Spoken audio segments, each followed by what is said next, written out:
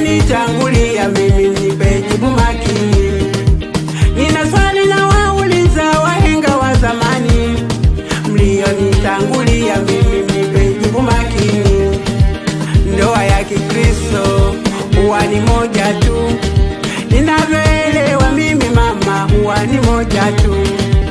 Ndoa ya Kikristo huwa ni moja tu, ninavyoelewa mimi mama, huwa ni moja tu.